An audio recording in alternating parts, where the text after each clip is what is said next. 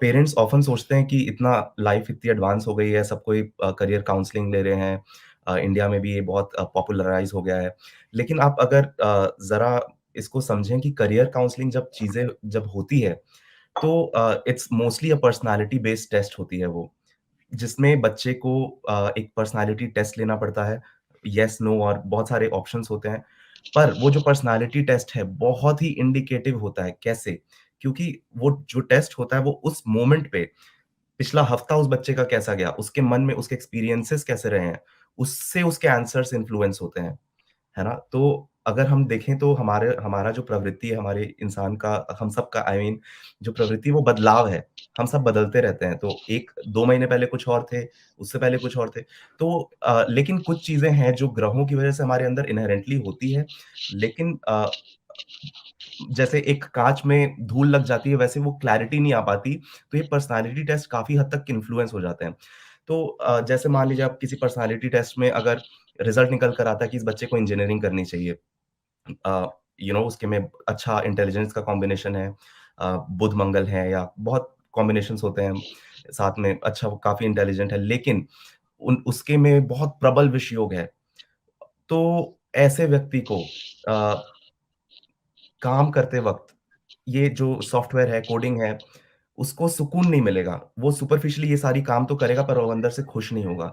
तो आप अगर एक एस्ट्रोलॉजर के पास जाएँगे, तो वो आपके सारे एजेस को अच्छे से देखकर कि देखो एक एक तो होती है हमारी टैलेंट और उसमें ये भी होती है कि उसमें हमें तसल्ली मिल रही है कि नहीं उस काम में। नहीं तो आप डिप्रेस्ड रह के कोई काम करो तो वो बात मज़ा नहीं आती है।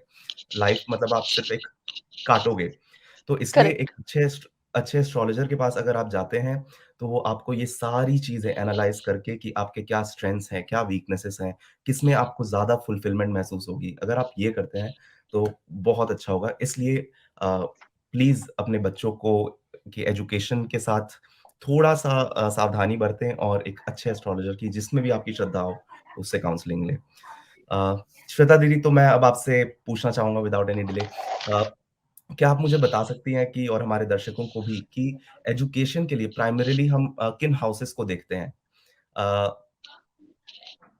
हाउसेस यस, के बारे में। यस शुभम। यस, श्वेता दीदी। अ, हमारे पास कुंडली में 12 भाव होते हैं। सभी को पता है, जितना एस्ट्रोलॉजी जानते हैं, जो एस्ट्रोलॉजी स्टूडेंट है या जिनको थोड़ा-सा भी इंटरेस्ट है, तो ये सबको पता है कि हमारे पास 12 भाव है, 9 राशियाँ हैं, 27 नक्षत्र हैं। इसी के ऊपर हमारा जो भी कैलकुलेशन होता है, जो भी गणित होता है, वो सब यहीं से होता है।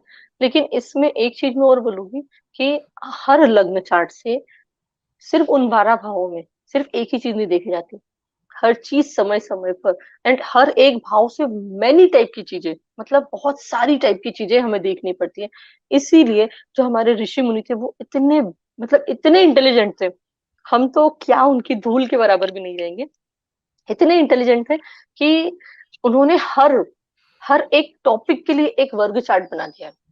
जैसे अगर हम देखें तो कोई भी कैलकुलेशन हमें करना है तो हम सिर्फ लग्न चार्ट से नहीं करते हैं। हम मून चार्ट, नवमांशा चार्ट, अब जैसे चूंकि आज हमारा टॉपिक है कि जो एजुकेशन, तो उसी के लिए एक और चार्ट, वर्ग चार्ट दिया हुआ है जिसको D24 बोलते हैं, चतुर्विशांशा चार्ट, जो सिर्फ पर्टिकुलर एक टॉपिक एजुकेशन के लिए देखा जाता है कि बच्चा एजुकेशन कैसी लेगा। तो इन सब का विश्लेषण करने के बाद ही हम किसी निर्णय पर पहुंचते हैं। लेकिन अब जैसा कि आपने बोला है कि हर चीज जुड़ी हुई है एक से एक, जैसे घर में मम्मी और पापा दोनों मिलते हैं, वैसे ही हर चीज एक दूसरे से जुड़ी हुई है, इंटरलिंक करी हुई है। हर चीज हमें साथ में देख के फिर ही आगे बढ़ते हैं। तो जी। अगर हम हाउसेस की बात करें, तो एजुकेशन के हमारे पास second second house, third house, fourth house, fifth house, ninth house and 11th house, ये हमारे लिए बहुत ज्यादा इंपॉर्टेंस रखते हैं। अब चूंकि ये हाउस क्यों इम्पोर्टेंट है, तो जैसे हम सेकंड हाउस से देखें तो ये जितने भी एस्ट्रोलॉजी के स्टूडेंट है या जो थोड़ा बहुत भी जानते हैं, उन सबको पता है कि एस्ट्रोलो सेकंड हाउस जो है वो हमारे परिवार का, हमारे कुल का हाउस है। तो आपने जिस कुल में जन्म लिया है वहां के संस्कार कैसे हैं, ठीक है। देन थर्ड हाउस में आते हैं जो हमारी बिल्कुल स्टार्टिंग जो एजुकेशन होती है वो हम वहां से देखते हैं। देन थर्ड हाउस हमारा पराक्रम का हाउस होता है। पराक्रम के साथ में वो बॉडी पार्ट में हमारा हाथ होता है। तो हम कितनी मेहनत कर सकते हैं। बिकॉज़ एक बच्चा होता है जो 1 पेज होमवर्क करने के लिए उसकी मम्मी बोलती बाप रे! बहुत हुँ, बड़ा हेडेक है। एंड एक बच्चा होता है जो तुरंत-फुरत उसने होमवर्क करा एंड फिनिश। यहाँ हुँ, से हम क्लियर कर सकते हैं कि थर्ड हाउस किसका स्ट्रॉन्ग है एंड थर्ड हाउस किसका वीक है। जो वीक है। एस्ट्रोलॉजी के स्टूडेंट या जानते होंगे वो ये चीज़ हुँ, बहुत आसानी से समझ पा रहे होंगे। हुँ, देन फोर्थ हाउस जो है वो हमारी माता का हाउस होता है, जो हमारी फर्स्ट शिक्षा जिसको हम बोलते हैं। जो अभी आपने देखा होगा ना मदर्स डे गया अभी हमारा, तो वो बहुत मम्मी के quotation, my mother, I love mother, सिर्फ एक ही दिन याद आती है। लेकिन जिस दिन हम बॉर्न होते हैं उसी दिन से ये हमारा फोर्थ हाउस हमारे साथ में लग जाता है। यहाँ पे हमारी पहली शिक्षा, क्योंकि अगर आप कुछ बोलना सीखते हो, कुछ लिखना सीखते हो, उसमें हमारी माता का बहुत योगदान रहता है। देन बिल्कुल। फिफ्थ हाउस से बहुत सारी टाइप की चीजें देखी जाती है एंड ये समय समय पर चेंज भी होता जाता है। लेकिन फिफ्थ हाउस एजुकेशन में बहुत इंपॉर्टेंस रखता है। हुँ, हुँ, फिफ्थ हाउस अगर हम देखें इनिशियल स्टेज पे, तो वो हमारी एजुकेशन के लिए देखते हैं। देन हम थोड़ा आगे बढ़ते हैं, थोड़ी एज बढ़ी जाती है तो हमारे प्रेम प्यार के लिए देखते हैं। उससे और आगे बढ़ते हैं तो हमारे संतान के लिए देखते हैं। देखिए आप जैसे जैसे एज बढ़ रही है वैसे वैसे इस हाउस का इंपॉर्टेंस कितना डिफरेंट डिफरेंट है। बढ़ते जा रहा है। एंड जो स्टार्ट हुआ एंड एंड हुआ, ये दोनों में हमारा लिए फिफ्थ हाउस इंपॉर्टेंट है, क्योंकि वो हमारे पूर्व पुण्य का है। हम पूर्व पुण्य कैसे लेकर आए, लास्ट जो भी बर्थ हमारे हुए हैं उसमें हमने पिछले जो भी हमारे जन्म थे उसमें कुछ अच्छे कर्म किए या कुछ बुरे बुरे कर्म किए।